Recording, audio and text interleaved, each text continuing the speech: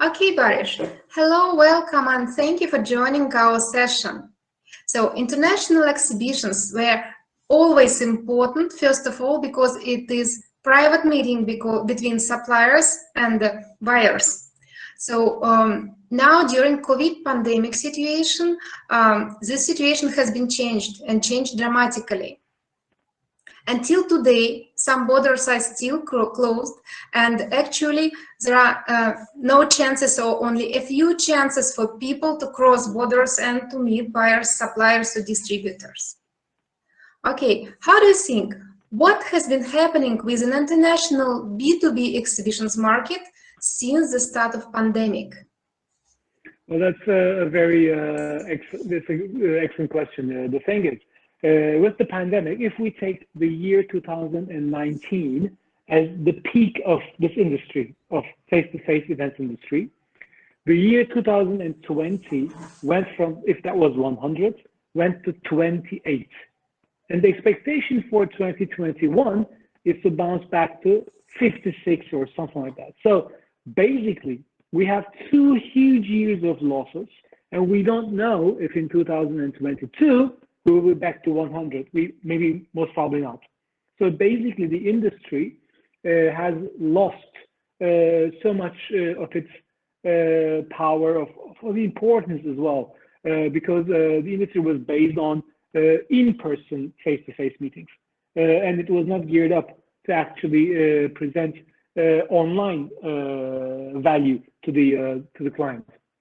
Like you said, 2020 was a total, let's say, write-off for in-person face-to-face. But in 2021, this year, we're seeing some countries do a better job in standards and cleaning and make sure that events run, coming up with digital certificates. And so those countries, notably the UAE in Dubai, we see some very big events return. And that, if you look at 3 tiers probably of countries, one in which events return to normal, which is China. Of course, they're over with the pandemic, and Dubai is very much so as well. And then there's countries like Russia, where there's limited chances for opening. Events do run, but they're much smaller and much more domestic. And then there are countries like the UK, where I'm in at the moment, that there are no events. So every country in the world now falls into one of these categories. And the majority is in the middle. Of there's some limited opening in the US, in some parts of the EU, in Russia, in Turkey, in different countries. And in those countries, we are seeing a wish for return to normality, to run the events again, which is a very noble effort. But what happens is it produces events that really don't look like what they used to look like. Because most of the big business events are based on cross-border trade. They are more international events and not for domestic use. The domestic part is, of course, strong, but what makes an international event international is the international buyers or sellers traveling to the country. Now, that part of most of the events that are open in the countries where we do events in 2021, it just doesn't come back. It hasn't come back yet. We really do not see international exhibitors coming back in force like they used to. They will at some point, maybe next year, maybe the year before that, but the problem is not because they don't want to come, is that because they cannot come. Because it's hard to fly from a country to country right now. And when you do so, you get quarantines in the back, situations change, and people don't want to take a risk with their personal health by traveling. So for the return to normality of business events in an international context, we have to look at aviation, we have to look at travel. That has to open up first, and then we can get events to come back. Thank you very much. But in this quite complicated for companies situation, what can they do to promote their food and beverages internationally? Are there any shift in channels of promo, or perhaps have some secret successful way of promoting internationally? Secret, I don't know, but I think the way that the B2B marketing world works, not the B2C, but in the B2B world, if you're creating a product that is sold by another company, yeah, you're selling to another company, not an individual. In that world, depending on where your product is in the life cycle, in food, let's say, you are this, let's take fish, seafood.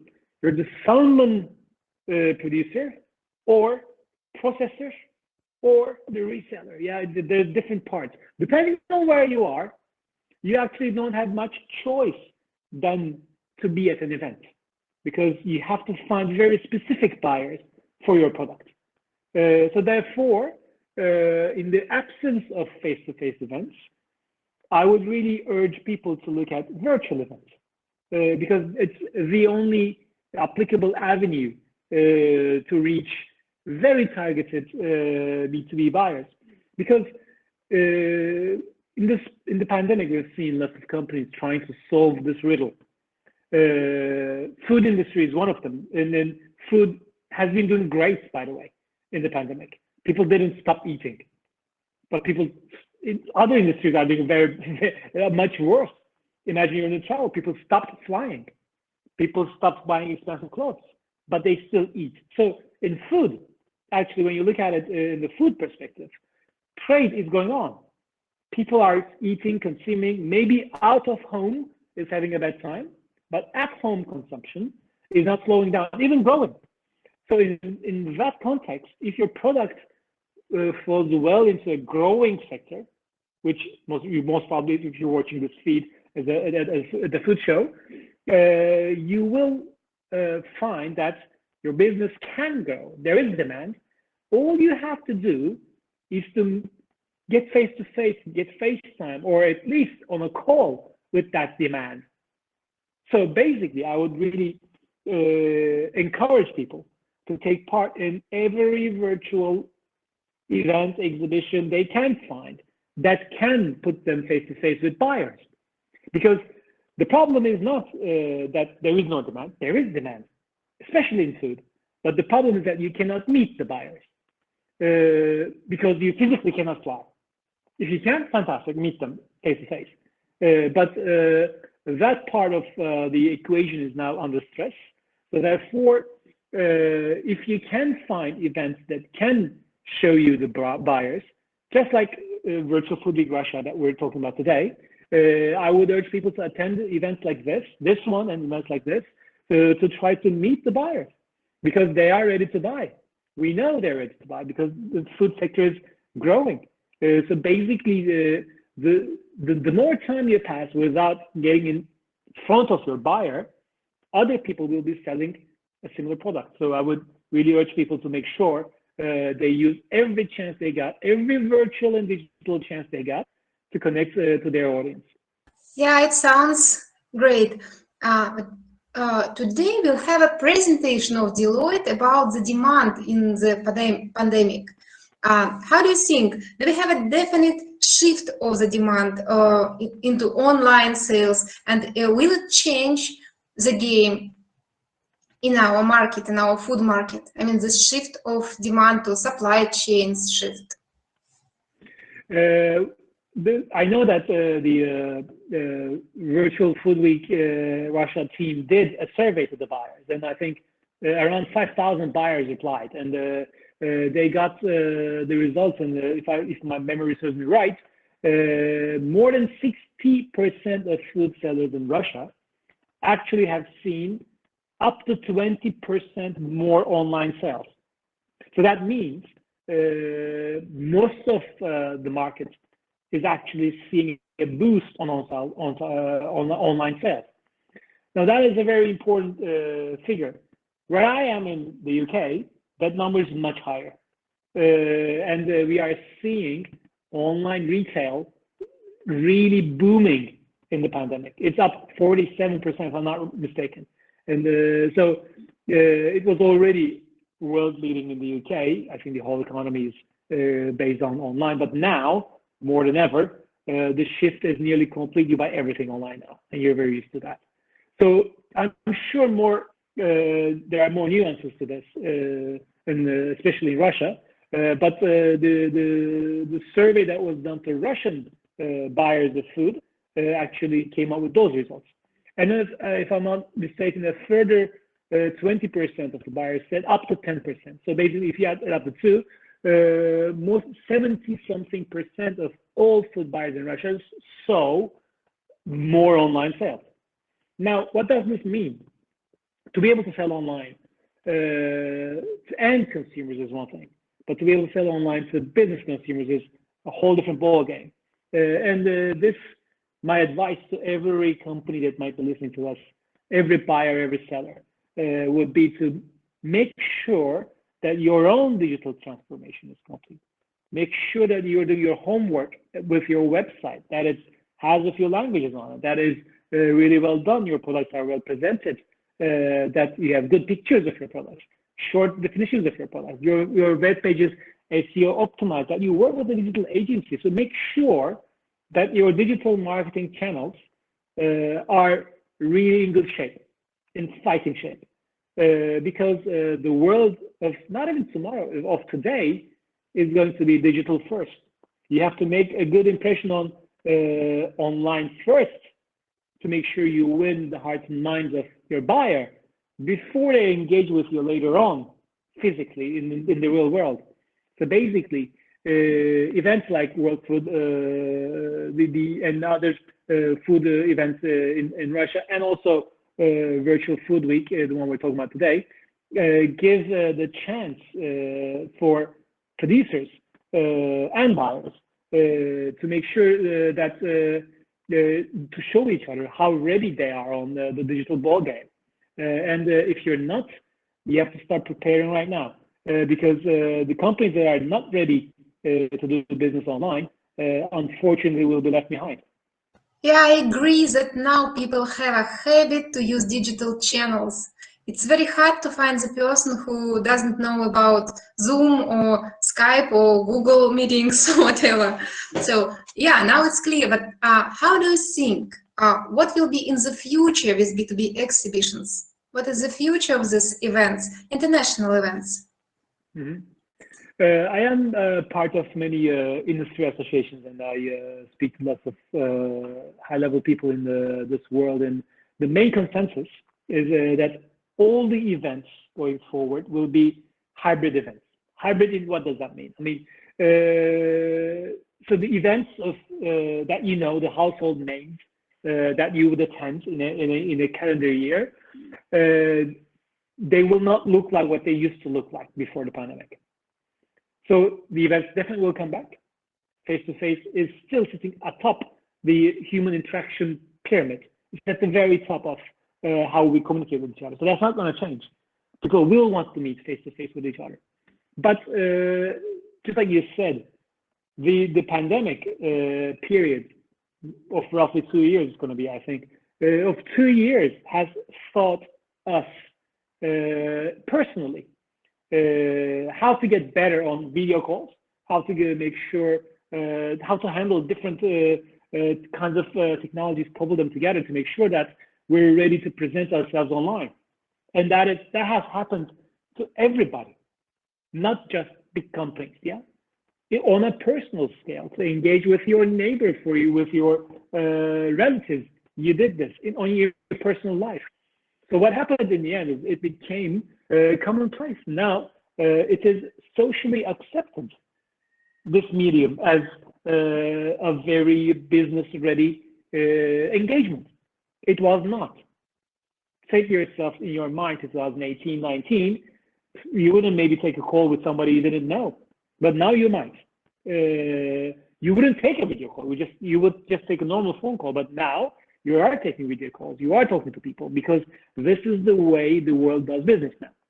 So the world of events, looking at this, is going to use this as an accelerator. It's going to use this as to its own advantage by providing digital experiences that complement their face-to-face in-person events. Let's say you were going to the trade show A once in a year. Now you will find that trade show A will still be in that year, in that week in the year, but it will provide also a webinar here, a small meeting there, some B2B meetings 2 months before the show, 5 months later. So in the whole year, they will have more digital touch points, but still have the big physical show.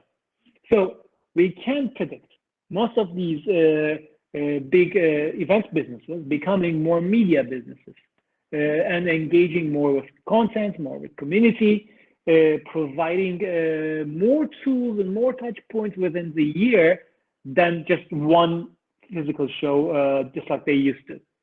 And during that one big show of the year, also we will find that during those 4 or 5 days of the show, there will be significant digital opportunities for people who choose not to or simply cannot travel internationally, or Russia is a very big country, maybe from the regions of Russia as well. People who don't want to travel will have the opportunity to engage in calls like this with buyers and sellers from their own offices.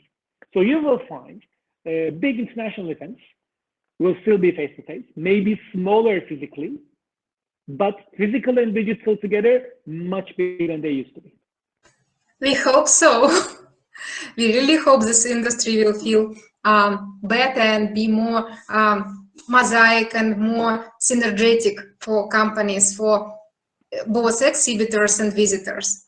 But tell me, please, a bit more about Virtual Food Week Russia, goals and target audience of this event.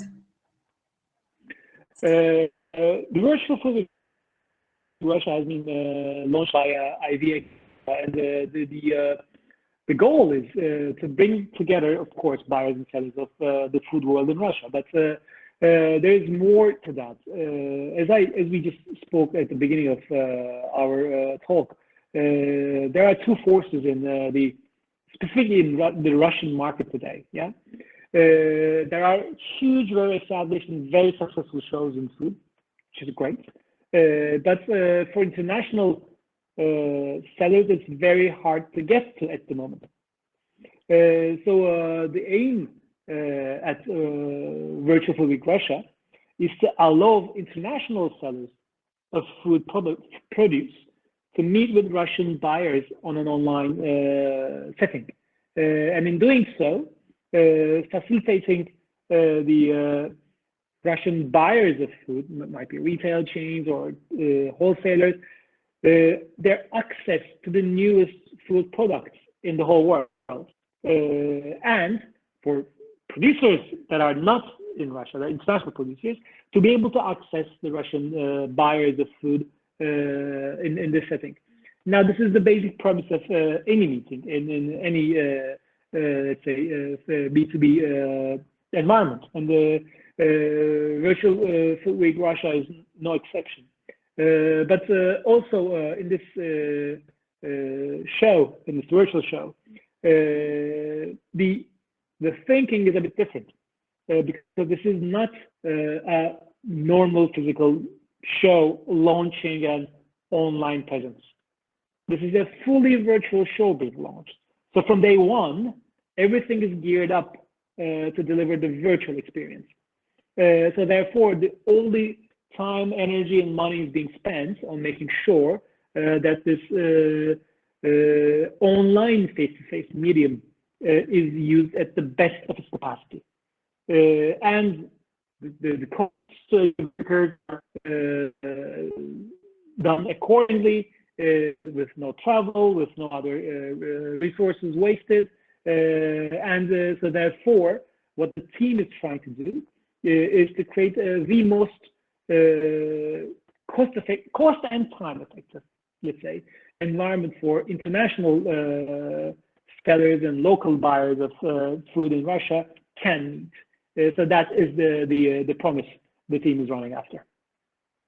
So it means that there will be more opportunities for buyers to find international producers and more opportunities for exhibitors to find regional buyers from the far regions who are not able to come to the show by any reason. And by the way, perhaps because of they still have they're still afraid of pandemic or something like this. Yeah, could be. Absolutely, because the thing is,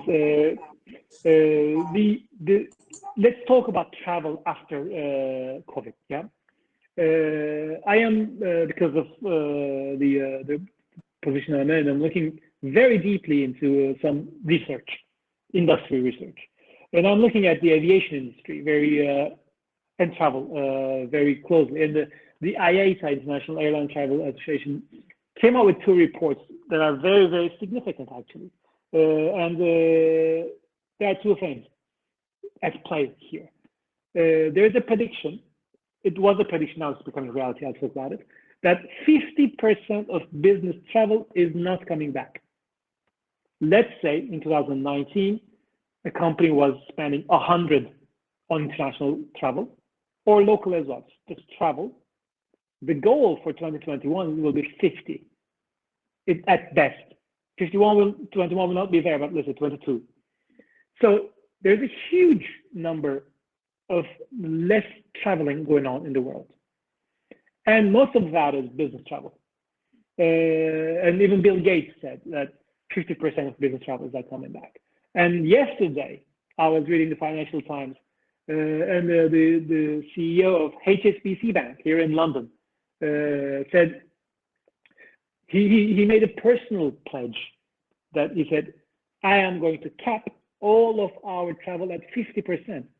That is a huge financial institution saying that. And he said in 2020, they saved $300 million, $300 million only on travel. So we can, now it's not a prediction.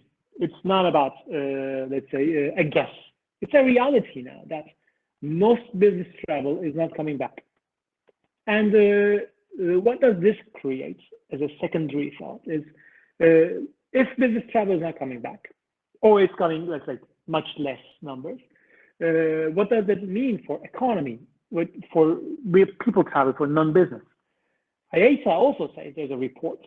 If that happens, because the profitability of a business class seat for an airline is so high, it is 70%, 70% of an airline's in general profit, yeah, not of revenue, but of profit.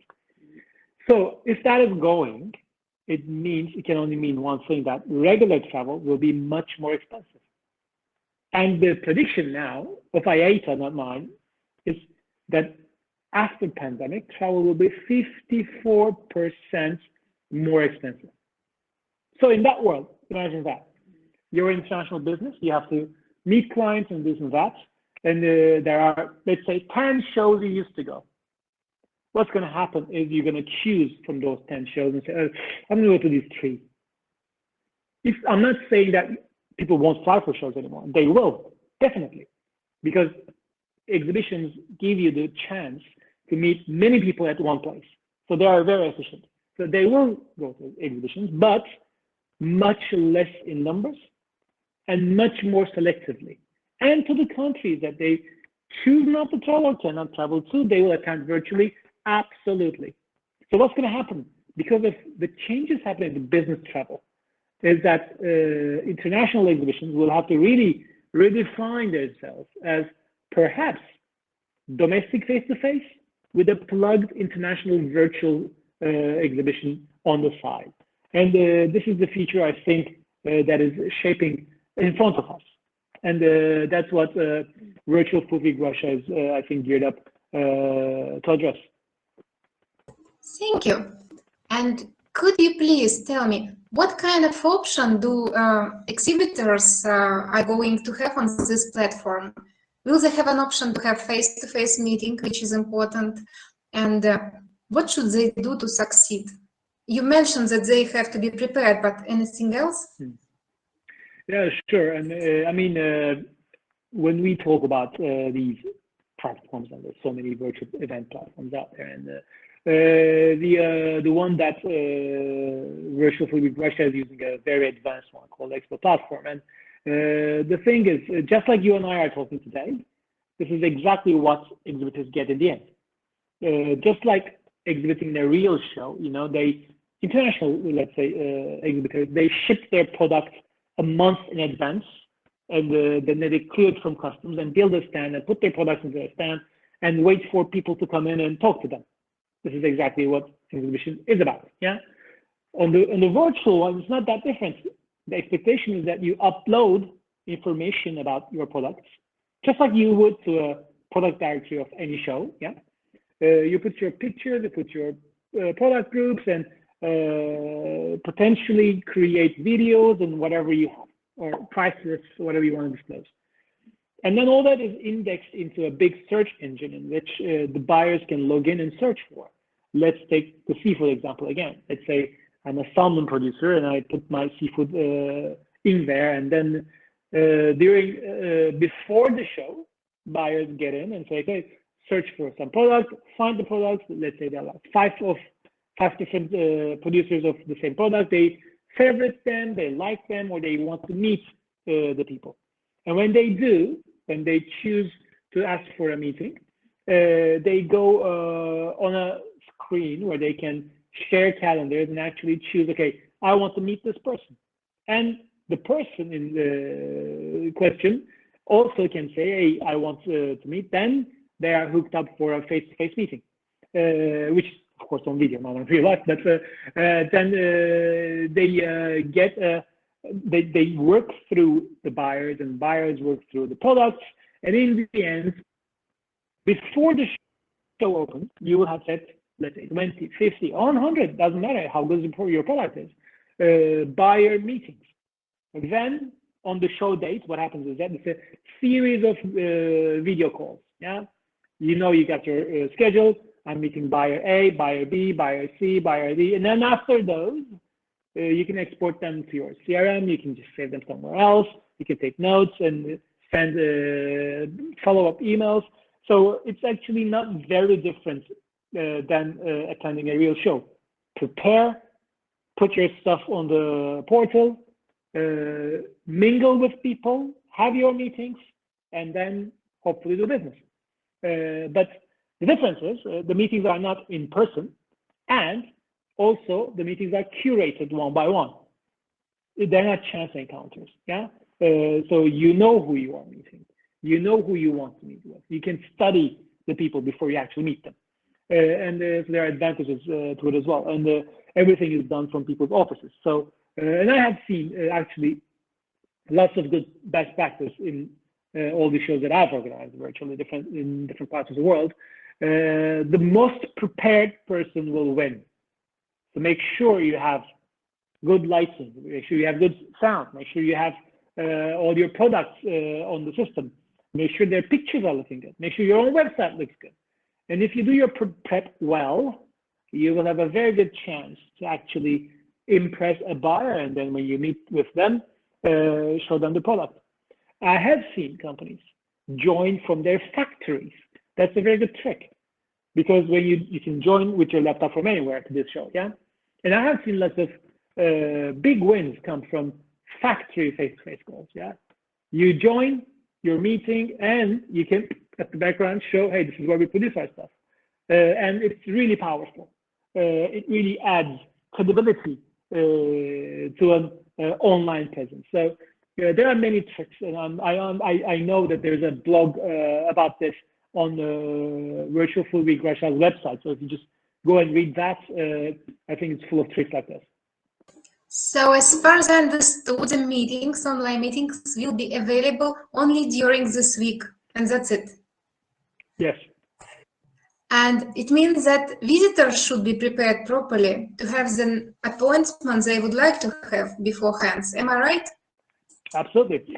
The thing is, it's a two-way thing. And the value is in for the buyer and the seller. Yeah.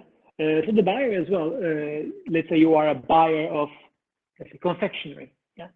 And what you do is just, you have a store and you're in charge of confectionery. You need to make sure that you have, if it's FMCG, you make sure you have good stock coming in. And you want to explore new candies, new, whatever it is you're doing. Yeah. So buyers are always on the lookout for new products, are always on the lookout for new niches that come up. And for them also, it's a good, let's say, opportunity to come in and really analyze all these sellers that are in the system, because you will find lots of information about them, about their products, you see pictures and favorite them, and then you can, as a buyer, click of a button, request for a meeting. I want more information about this, and the seller then contacts you, and you set a date, and then you hold a half-an-hour meeting and talk about it. It's actually, it is very time efficient for the buyer as well. But the secret to the success on virtual is to be very prepared before the meetings actually start. And we often find, as event organizers that I've been for the past 20 years of my life, is that on a real in-person physical event, you can get away with not being too prepared. Because when we are face-to-face, we're really good at understanding each other, humans. Yeah? So you come to a real show and you can actually walk the aisles and see and look and navigate your field. But in virtual, it's really hard. So basically, in virtual, you have to do your homework before the meetings actually start. So that's what we really encourage. I've been visiting your presentations in London at big conferences, exhibition conferences, and I remember that you told that this virtual hybrid events is the future. And actually, it means that pandemic just speed up this process like this. Well, I agree, and the thing is, it's about technology enabling the next thing. Yeah. Before the internet, there was no online sales. Now, with the internet, online sales is booming. Before broadband, there was no video online. Yeah, broadband brought video to online. Before webcam, then everything sold to you today on your phone, on your laptop, or web. There's so many webcams. Yeah, it's a given. Before that, there was no face-to-face meeting online. So it's the technologies out there that have nothing to do with events. Nothing whatsoever. They add up to a certain point in time where you find, yeah, actually, I can do it in an event online. There's broadband. Everybody's got broadband. Everybody's got access to the internet. Everybody's got a webcam. Everybody's got a good computer and speed. So you add things together, and that actually creates a platform of technology that enables a new thing. So basically, the technology was there, but the social context wasn't enabled. It was not cool to hold video calls with people you didn't know, and it was not commonplace. You wanted to meet face-to-face, and that was it. But with the pandemic, on top of all that technological readiness, came 1.5, and you'll find it will be 2 years of lockdowns. So basically, you were forced. You remember the first days of the pandemic, it was really hard to organize meetings and calls, and now Zoom is a verb, not a noun anymore.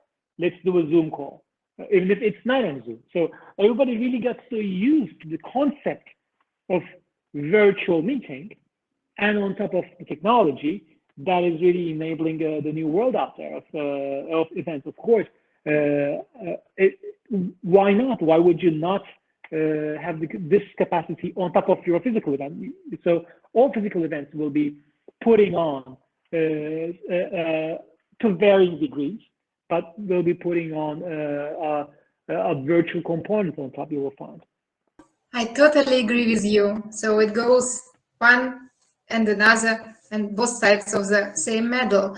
Now, and the situation is changing, and any change, they give opportunities to the companies.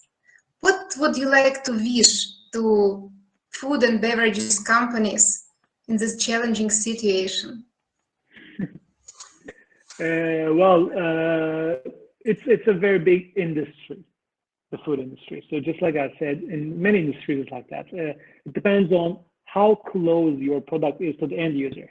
If you're selling something packaged, ready, then yes, but if you're in the middle product, it's different. But for the food industry, first of all, it's a very lucky industry. As I said, it's not like aviation. Look at aviation. So food is one of the industries out there who has done not too bad from the pandemic. The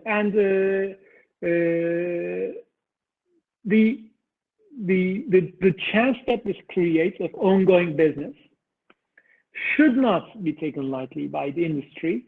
I would really urge anyone who has been, let's say, postponing looking at their digital presence as a whole from a holistic perspective to do it right now.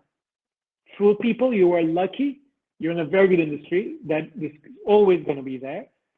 But don't take it for granted and make sure that you use this time that you've had as a, let's say, head start to the rest of the world that got really bumpy into making sure that your own digital strategies are in place.